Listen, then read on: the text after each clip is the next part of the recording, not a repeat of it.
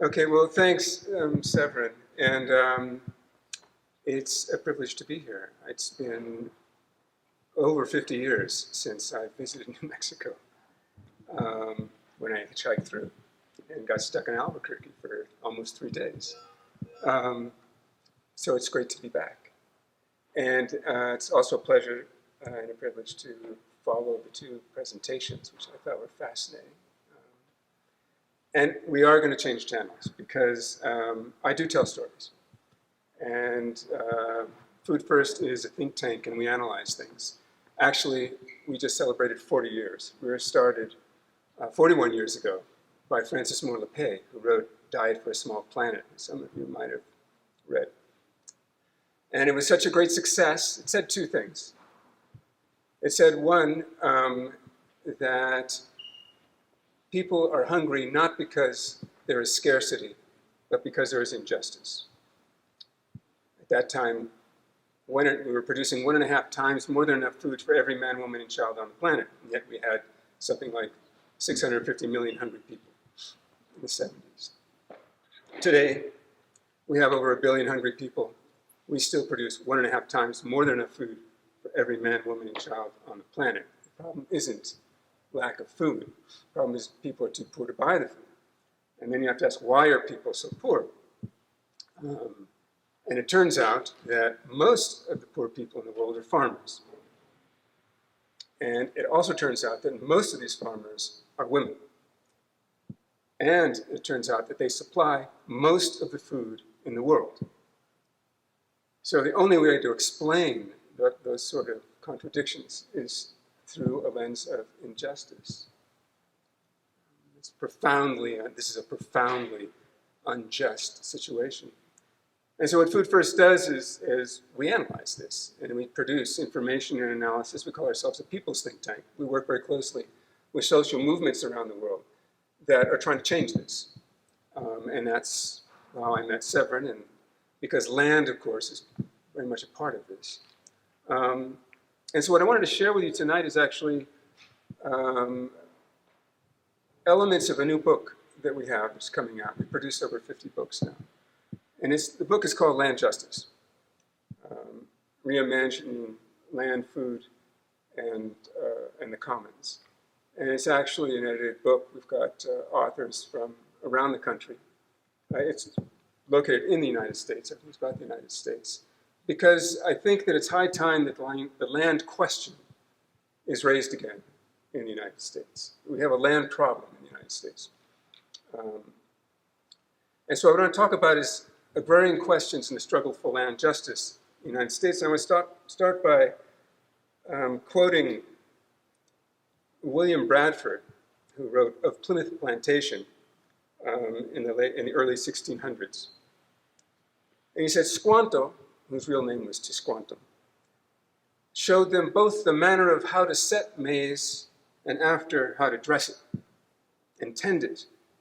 He also told them, except they got fish and set it with it in these old grounds, it would come to nothing. And he showed them that in the middle of April, they should have store enough come up by the brook, which they began to build, and taught them how to take it, where to take fish, and to procure other commodities, and was also their pilot to bring them unknown places for their profit. Yeah. And I think that Tisquantum's act of solidarity is really an emblematic preface to what became 400 years of the agrarian transformation of North America. How did an inept, starving band of pilgrims managed to introduce the explosive process of colonization and nation building that would set the stage for the globe's most powerful food regime in history? The short answer is they didn't. It wasn't the original colonists who transformed North America. It was wave upon wave of dispossessed British, Nordic, and European peasants. The old world's agrarian transition privatized the rural commons, destroyed village life, and subsumed agriculture to the needs of industry. It uprooted millions of peasants. And this provided a cheap reserve army of labor to fuel the Industrial Revolution, and it threw masses and masses of desperate villagers willing to risk all for a new life into the colonial cauldron that was the Americas. These pioneers were part of a Western demographic shift that included 250,000 indentured servants and over 10 million enslaved Africans. Millions of immigrants from other parts of the world would follow, as variations of this massive transition blazed a trail of dreams and fortune, of genocide and empire, and of destruction, trauma, and resistance. Contemporary agrarian transitions continue today, fueling social movements for an alternative agrarian future.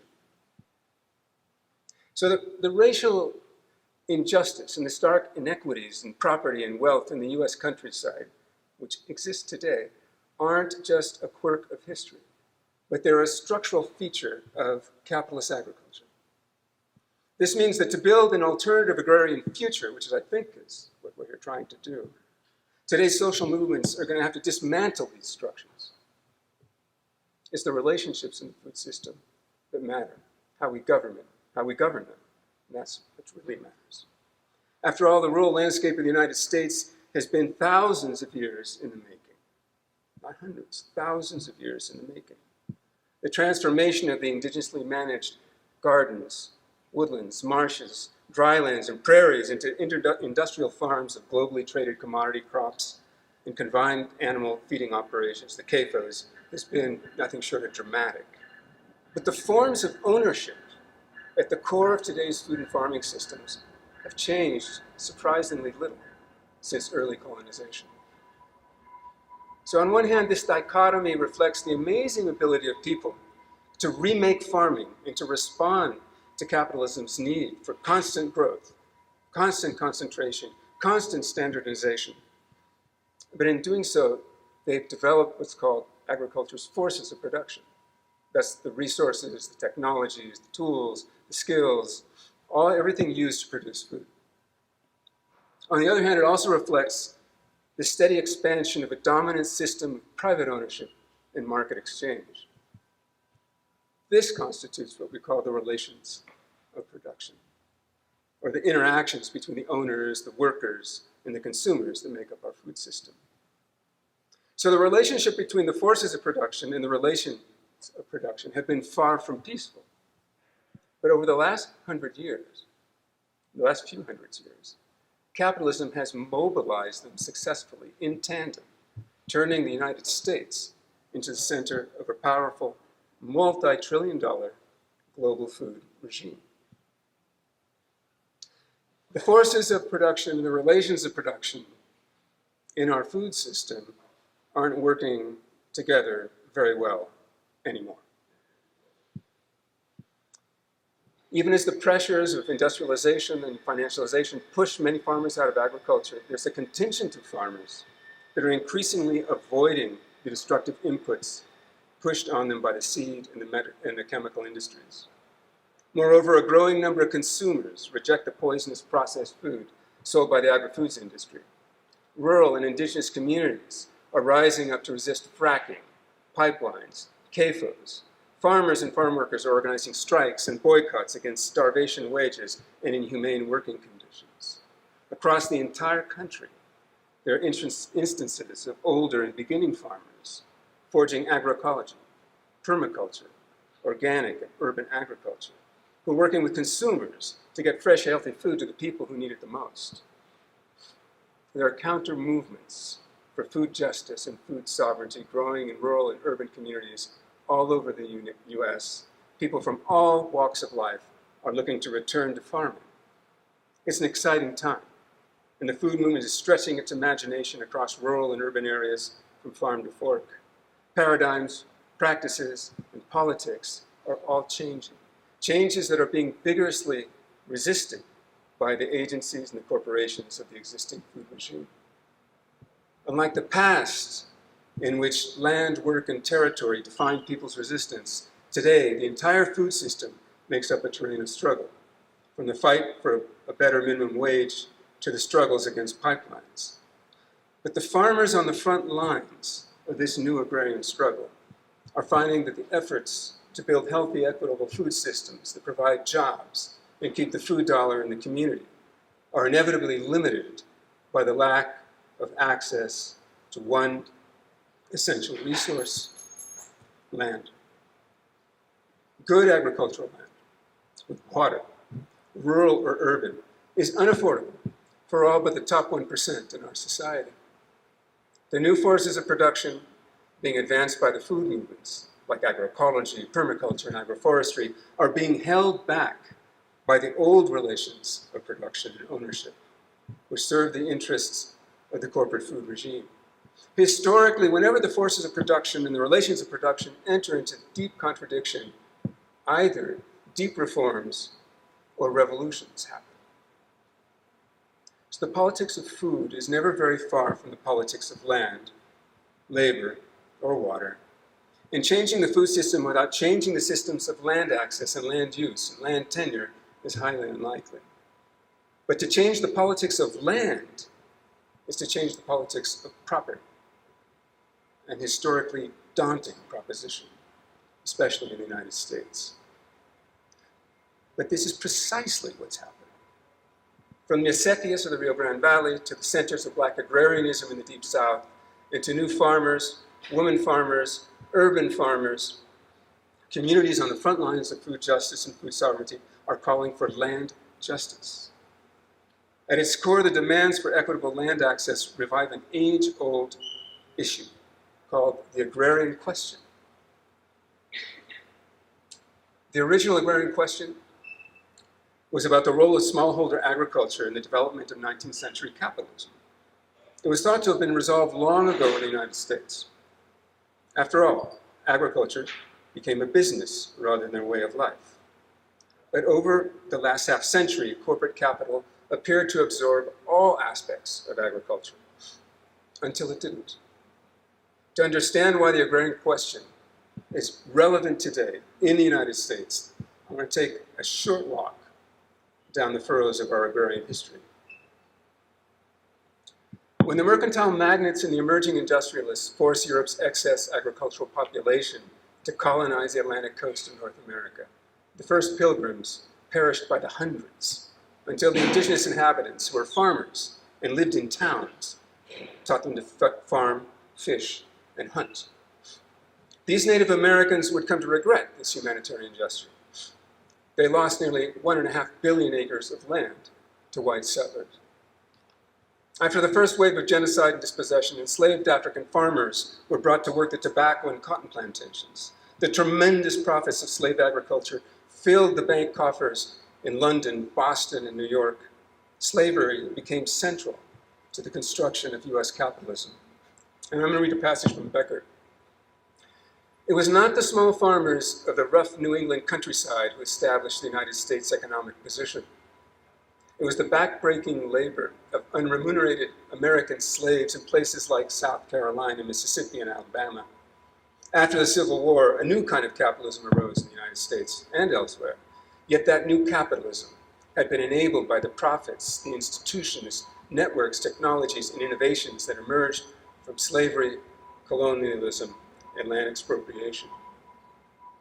Slavery, indentured servitude, and genocidal dispossession laid the foundation for the emergence of capitalist agriculture, a new form of production and consumption that resulted from the transition from agrarian to industrial society. Beginning with the enclosure of the commons in Britain from as early as the 16th century, the agrarian transition has always entailed a violent restructuring of environment, production, and society, sometimes through reforms, sometimes through markets, and always by coercion. A point which is usually missed in triumphal narratives of agrarian greatness. The agrarian transition in the United States mobilized poor peasants and former indentured servants westward to displace indigenous population. The agrarian reforms that were implemented at the colonial frontiers drew thousands of poor settlers, many of whom were quickly displaced by large landowners. The only agrarian reform that could ever be considered redistributive in the United States rather than genocidal was in 1865 at the end of the Civil War, when General William Tecumseh Sherman distributed 400,000 acres to African Americans who had fought for the Union. But President Andrew Johnson rescinded the reform a year later. The South wanted cheap labor, not more independent yeoman farmers. Freedmen and women became sharecroppers and tenant farmers, or were imprisoned and forced to work in chain gangs. This turned out to be a boon for plantation owners. Now they didn't have to bear the costs of reproducing the labor force. But the North had other ideas. Even before the war, northern states sought to outflank the big southern planters with smaller yeoman farmers by giving indigenous land away to settlers. The Homestead Acts, starting in 1862, opened up 270 million acres of land west of the Mississippi to 1.6 million homesteaders. Settlers bust the sod in the Great Plains, established the Midwestern breadbasket. Further west, they established rangelands and raised livestock. Over time, the massive expansion of agriculture led to a sustained boom in production, eventually saturating both national and world markets, dropping prices paid to farmers below the cost of production, leading to widespread bankruptcies in the early half of the 20th century. The spread of agriculture to southwestern soils for dryland farming eventually destroyed the region's fragile layers of topsoil, leading to the Dust Bowl, which we don't realize was driven by the global market. It was the prices on the global market which drove the Dust Bowl. As homesteads failed, many farmers went to work for cattle and timber barons or were forced out of farming altogether. But the stolen dreams of Europe's surplus labor led to resistance. In the Midwest, they organized into strong agrarian populist movements that fought back against banks and railroad monopolies. They organized the Farmers' Alliance that in 1890 called for land reform and even formed a populist political party and launched a presidential candidate. Despite resistance, the U.S.'s agrarian question was resolved in favor of the landed bourgeoisie, thanks to the power of the banks, the military, the railroads, and the steady mercantilization of agriculture. The new agrarian territories were structured by the logic of international capital over a century before today's so-called globalization. Since World War I, the tendency of capitalist agriculture towards overproduction and concentration has steadily erased smallholders from the agrarian map of the United States. With World War II, the North American agriculture changed dramatically. The U.S. workforce was enlisted in the military. Thousands of Mexican peasants were brought to work the fields. Without them, the U.S. could not have fought the war. Mexican workers were so productive that after the war, the U.S. government implemented the Paseo program, brought 4 million more. To this day, peasants and indigenous peoples of Mexico and Central America and the Caribbean pick our crops, process our meat, cook and serve our food. They are also at the core of farm and food labor struggles. And they have the highest levels of food insecurity of everybody in this country. After the war, the U.S.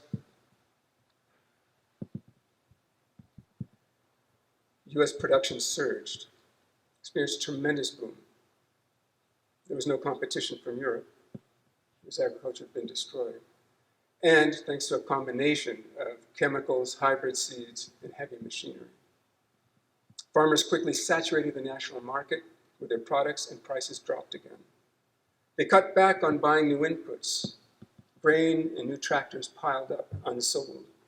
In an effort to resolve a crisis of overproduction, the U.S. extended its new technologies to the third world through credit in a campaign called the Green Revolution.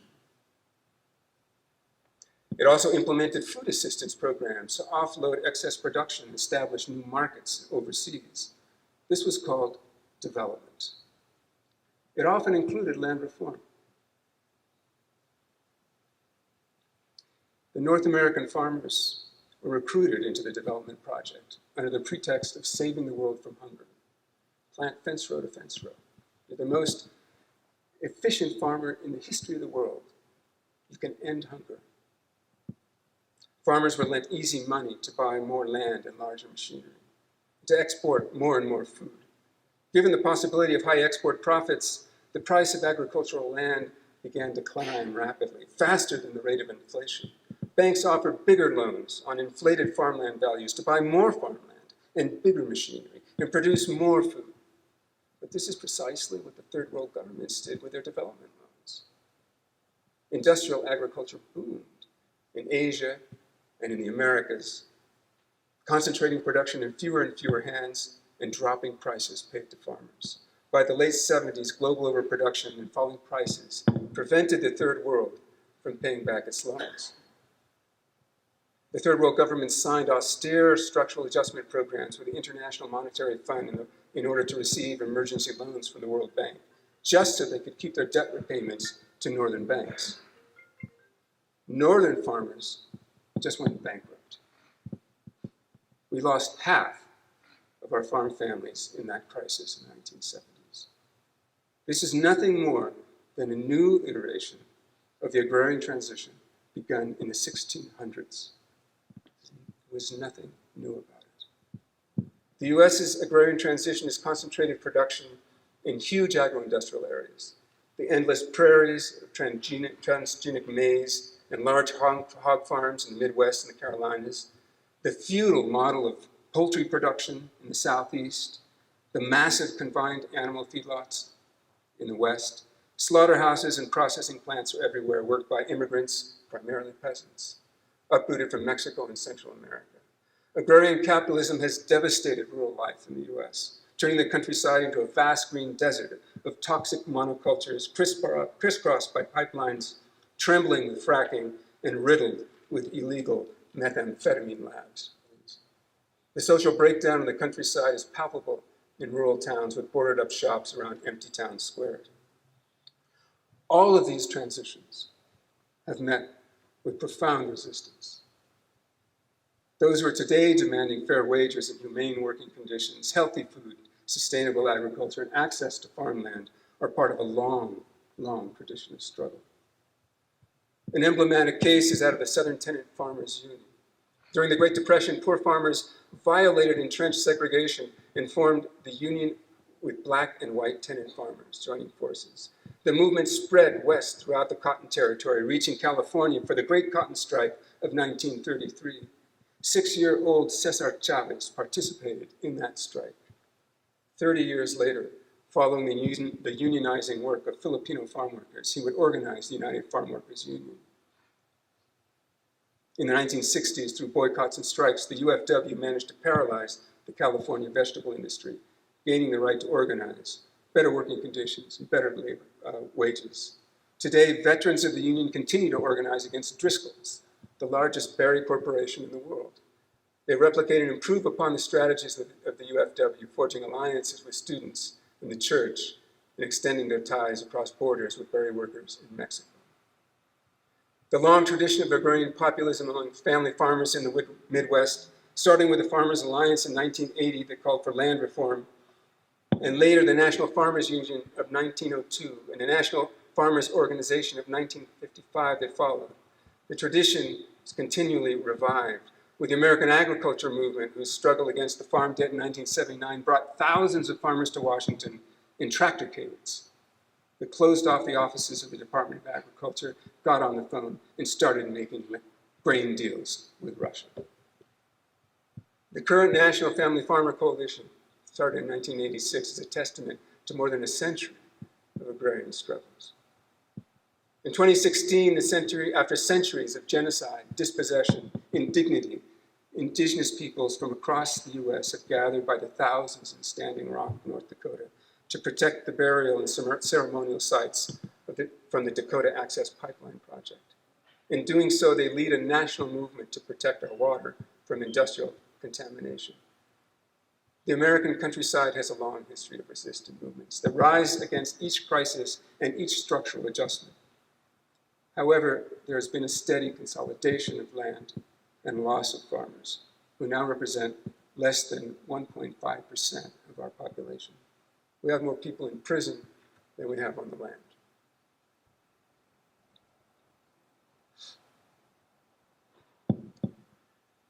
So contrary to what many of us might think, most of the US farm industry, something like 97%, is actually in family hands. And nearly 90% depends on family labor. But over 90% of the farms depend on non-farm, off-farm income. And these statistics reflect some very deep inequities. Farms with more than $1 million in annual sales make up just 4% of our farms. 80% of the farms sell less than $100,000 annually. Large farms have a yearly average of nearly $600,000 in net income. Small farms average $2,000 per year in losses. And this differentiation has deep racial, age, and gender biases. As of 2012, farmers numbered only 3.2 million. Of these farmers, only 8 are from indigenous communities, Asian, Latino, or of African descent, although the numbers are growing, particularly amongst Latinos. Women make up 14% of producers, but 3/4 of them sold less than $10,000 annually. Between 2007 and 2012, 90,000 farmers left agriculture, and only 1,200 entered farming. The dominant trend is huge farms cultivated by a few older white men, and a lot of small farms cultivated by minorities, women, and young farmers. The medium-sized family farmer is disappearing. The bad joke amongst farmers is that the average farm age of farmers today is 59 years old. In 10 years, the average age is going to be dead. The contradictions of the capitalist food regime have exacerbated vulnerabilities and historical injustices. This country produces more food than any other, yet 1 in 7 people are food insecure. There's an epidemic of diabetes, hypertension, and other diseases related to junk food. People of color, children, women, and those working in the food sector are the most affected. These injustices have given rise to the food movement, promoting agroecology, food justice, land justice, urban gardens, consumer cooperatives, organic farms, food workers' unions, organic restaurant chefs, consumer groups, farmers' markets. In the past 20 years, agricultural land trusts have bought and preserved over 6 million acres of farmland. The food movement is gaining strength amongst young people and many conventional farmers tired of the corporate food regime. The media is full of positive stories about permaculture and organic agriculture, slow food, and about the growing protests against the mines and pipelines, fracking, and GMOs. And while the regulatory victories have been very few, there are some who speak of a food revolution. But a revolution doesn't just stop pipelines or change production practices or consumer habits. Revolution also transforms power structures. A food revolution would have to reverse the corporate agrarian transition currently bearing down on us. From seed to fork, the current system is being primed for a new round of intensification. Nanotechnology and synthetic biology have surpassed the inefficient technologies of genetically modified seeds by light years, allowing direct manipulation of DNA without having to resort to inaccurate and expensive genetic transfer. Now you can download a genetic map from the internet and directly manipulate DNA, changing the metabolic pathway to express any phenotypic characteristic, not only to produce seeds, but to produce any kind of being. What we could dream of doing with DNA now can be done with DNA. And it's cheap. New technologies collapse and shorten the innovation time between conception and commercialization. They're accessible to any molecular biologist. The big monopolies now have to resort to mass data and corporate concentration to ensure their dominance. So corporations are investing in digital agriculture, in which massive amounts of information about the environment, the climate, the soils, and cultivars are carefully recorded by satellite, then analyzed and sold back to farmers, supposedly to reduce their exposure to climate change and to apply inputs with infinitesimal precision. The big data information systems are being used by all major corporations in the food chain, from Monsanto and John Deere, Cargill, Walmart, and Amazon. The integrated control of genetic and environmental information increases the tendency of land consolidation in every way. Among the 6 monopolies that control 51% of our seed and 72% of the pesticides, there's strong pressure towards corporate mergers. Syngenta, ChemChina, Monsanto, Bayer, Dow, and DuPont are all in frantic merger negotiations. When two of them merge, the others will have no option but to merge as well. Vertical consolidation is underway. Amazon, in an open war with the Walmart model, is planning to sell food through huge supply centers to be delivered by food taxis and drones. Don't doubt the seriousness of this for agriculture. Amazon today employs more agronomists than the Consultative Group on International Agricultural Research, the scientific flagship of the Green Revolution. All of the financial and structural pressure of this multi-trillion-dollar sector leads to even larger, more extensive forms of production. Seeds, inputs, machinery, financing, insurance, and mass information are made to deliver larger and larger batches of uniform products to retailers, the monopolies that are even bigger and more concentrated. To participate in the new food value chains, producers, farmers, will have to massively refinance. And where will they get all this money? The land. Banks now hold workshops to advise farmers about the sale and the financialization of the land as a business measure to recapitalize their operations.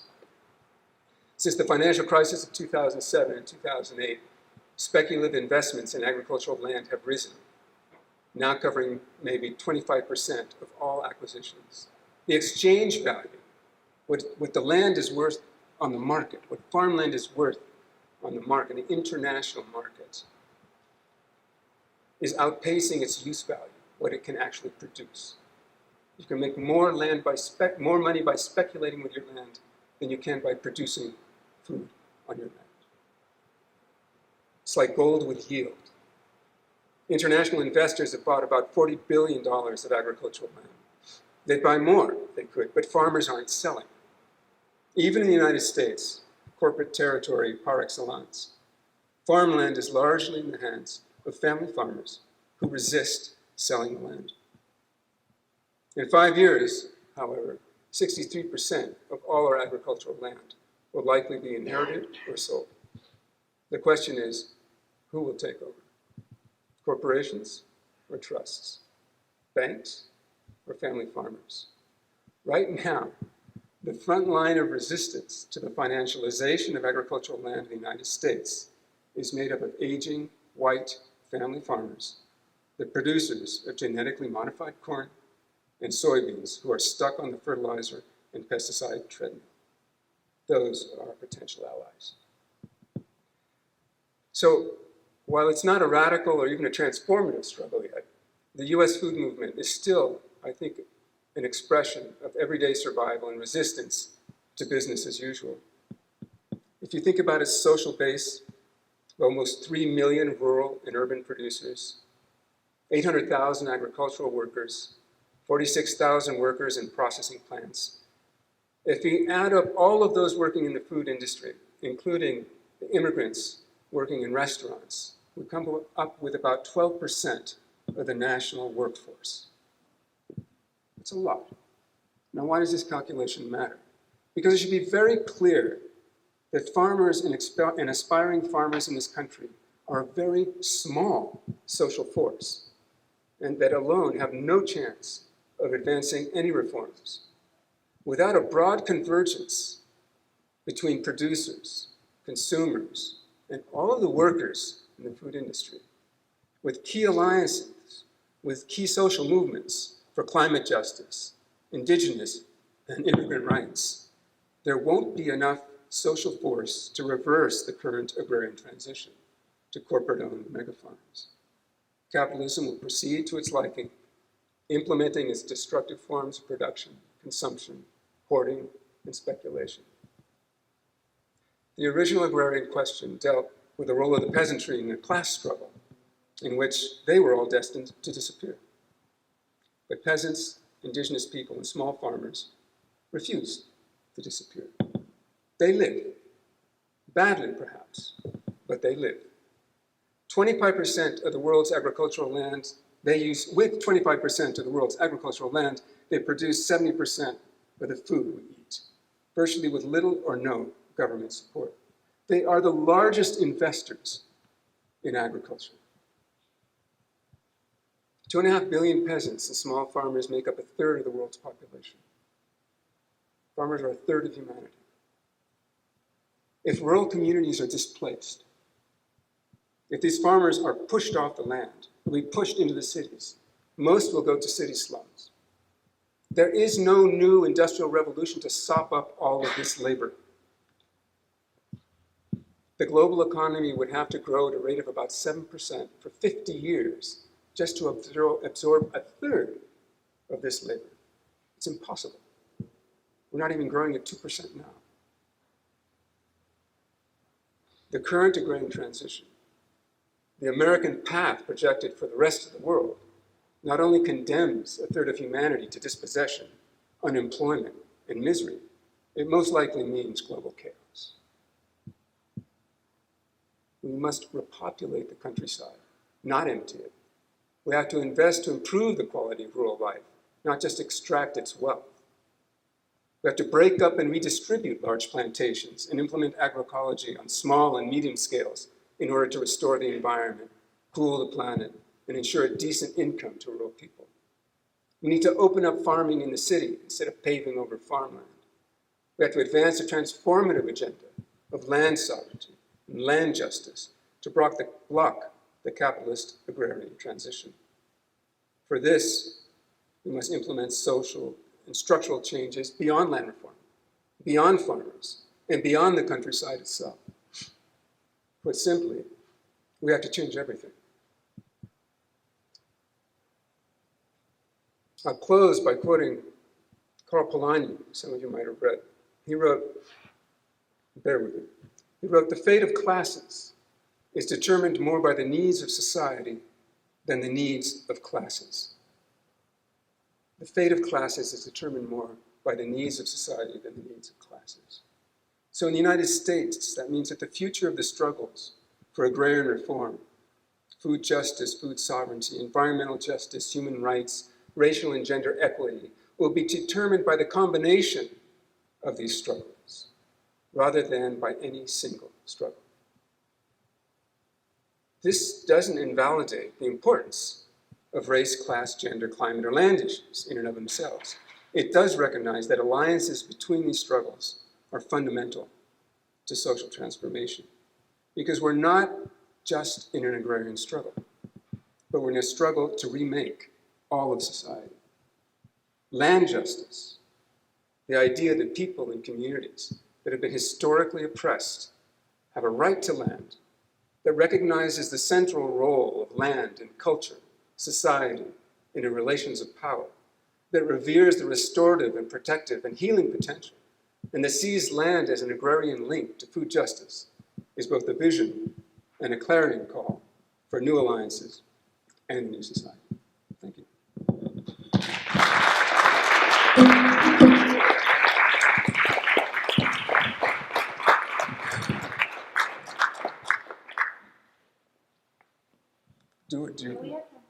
We have time for questions. I very rarely read things. I usually like to have a PowerPoint, and I go off the PowerPoint, but the visuals we saw today were so great, I don't want to show you one of my cheesy PowerPoints. And this book process has been really exciting, because we brought in authors from all over the country, from all sectors.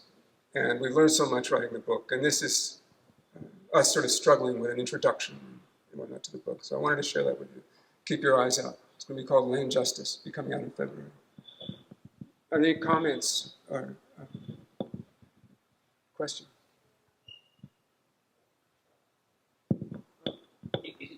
Conceptually, the idea of climate change actually is really great to reorganize because a lot of the things that those little games that people play on individual dimensions become pointless in the face of climate change. So how do you does climate have a set of values that can pull these different paths together?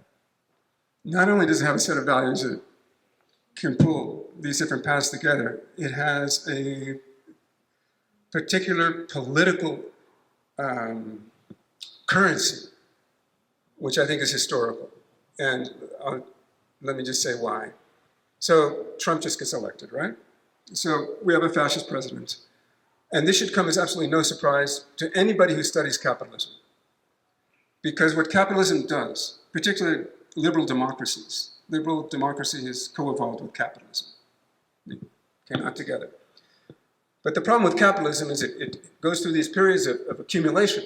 You get a crisis of accumulation. People can't afford to buy all of the products that are being produced, right? And this creates all kinds of social tension. And there are two ways out.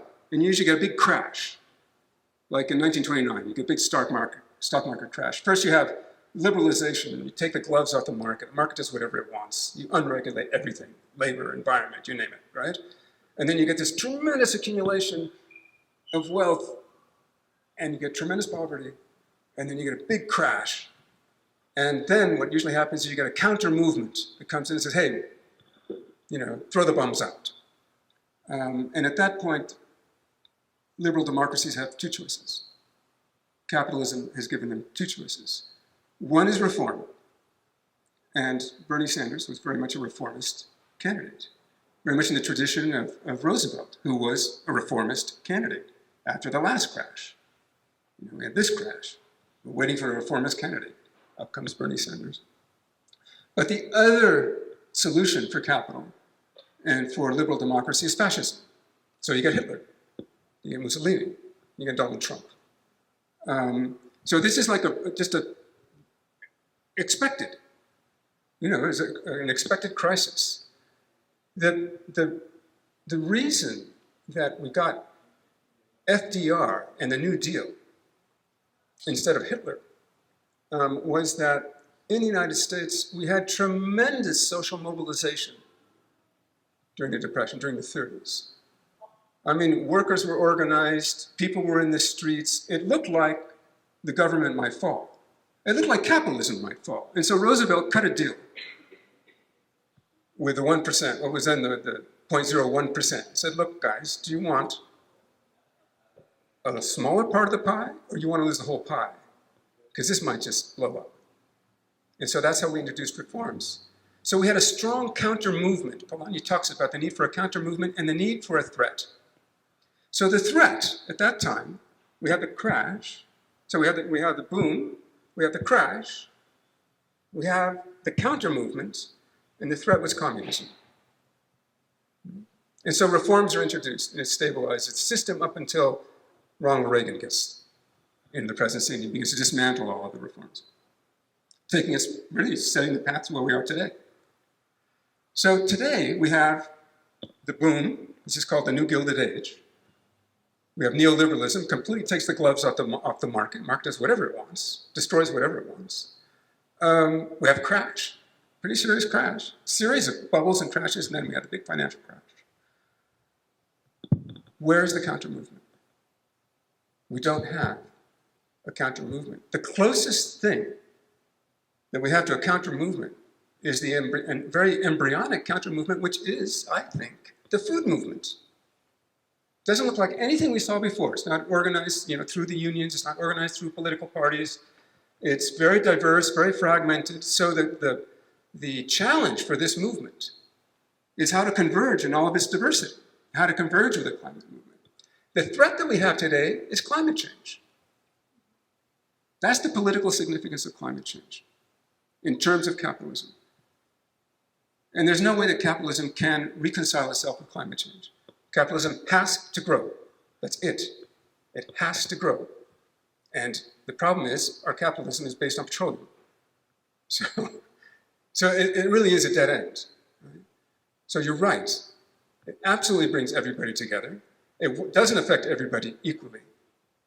But it is the big threat which we face if we expect to mobilize a counter-movement and somehow prevent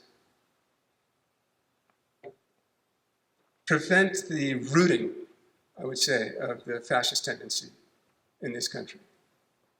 I don't think that Trump is very strong. I think he's weak. He's scary as hell. I think he should take everything he says literally. What he says he's going to do is what he's going to try to do. I believe that, but I think he's weak. But the proof will be is how strong are the social movements in terms of preventing that agenda. Because he does have a very enthusiastic shock troops, which we've seen at the rallies and whatnot, which, just like Hitler did, will be mobilized against whatever scapegoat happens to be, has to take the blame for whatever Trump can't do. I mean, he can't bring back manufacturing, he can't bring back jobs, he probably can't build the wall, I mean, all these things say he's going to do, he's not going to be able to do. So he's going to have to blame somebody. And the shock troops will be sent out for that. So it's very important, I think, for the food movement to come together, not just around food issues, not just around land issues, not just around water issues, but around the pressing issues of our society. I think that, look around, what other movements do we have besides the climate movement, the food movement? We don't. These are the ones. We're the ones.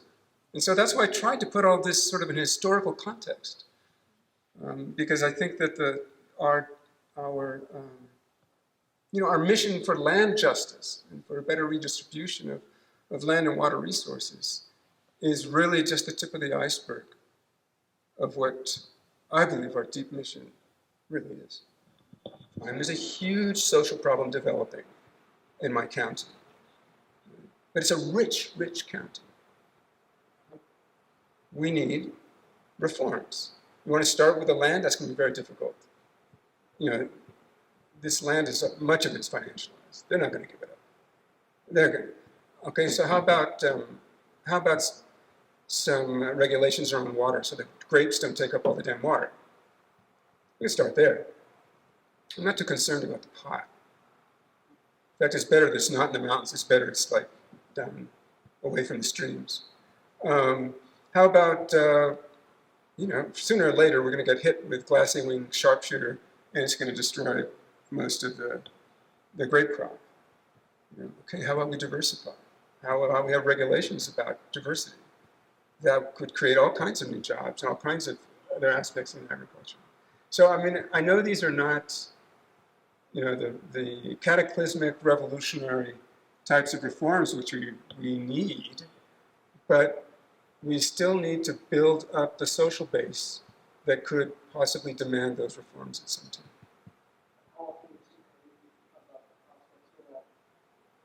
Well, I'm not optimistic about anything. I'm pessimistic that any of this is going to work.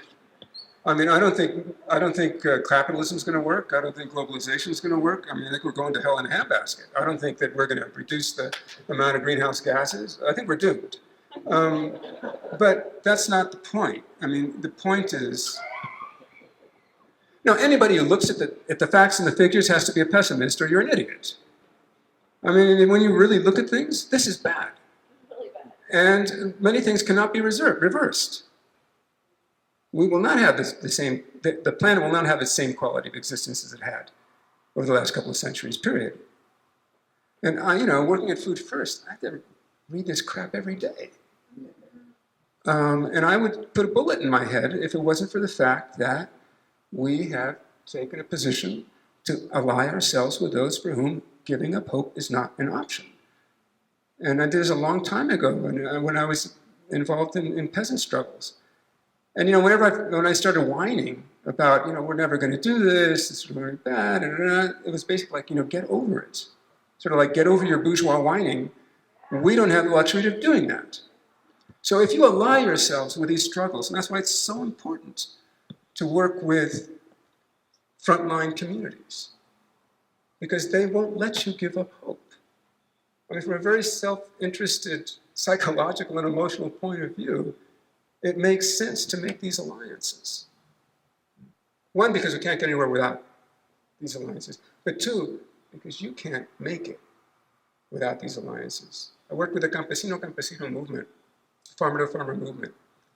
And they used to say, they were all about agroecology, from farmer to farmer, farmers teaching farmers agroecology. And they said, look, this is hard. And people are going to make fun of you, and some people are going to reject you, and the work itself is hard. It's very knowledge intensive, and it's not for everybody. You're not just applying fertilizer. It's really managing the ecosystem for an agricultural end. And on top of that, farming is hard. And being a peasant is really, really hard. So you're never going to do this. You'll never last in this movement unless you love. I went to UC Davis, one of the best agronomy schools in the country. They never taught us this. I learned international ag development. The secret ingredient is love. I mean it absolutely seriously. I'm not trying to get cheesy on you. If you don't love the land, if you don't love farming, if you don't love your village, your people, your family, your God, you will never make it. You'll never make it in farming. You'll never make it in any kind of transition. And you certainly won't be able to change the world. So I think that that's really all we have to do. And when we're not doing it, we better stop and reassess and change whatever it is we're doing. I think that's a good place to end. Thank you very much.